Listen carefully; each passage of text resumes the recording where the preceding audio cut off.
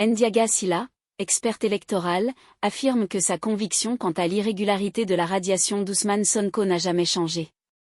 Si la Direction générale des élections, DGE, et la Caisse des dépôts et consignations, CDC, persistent dans leur refus illégal, il suggère de déposer la candidature de Sonko en présentant une liste de parrainage conformément au modèle de fiche officielle, accompagnée de la quittance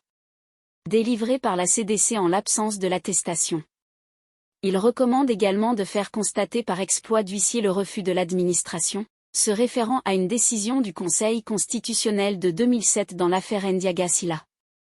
Il précise que le délai de pourvoi en cassation ne sera pas épuisé avant la fin du dépôt des candidatures et que la décision du juge du tribunal d'instance hors classe de Dakar est exécutoire en vertu de l'article L.47.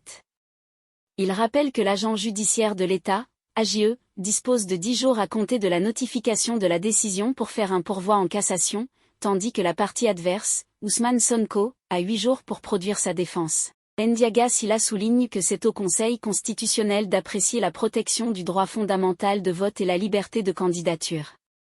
Il fait référence à la jurisprudence découlant de l'avis du Conseil constitutionnel sur les erreurs de l'administration concernant l'indisponibilité des cartes d'électeurs avant les élections législatives de 2017, ainsi que la validation de la liste de Yewwi Askanwi de Dakar lors des dernières élections législatives de 2022.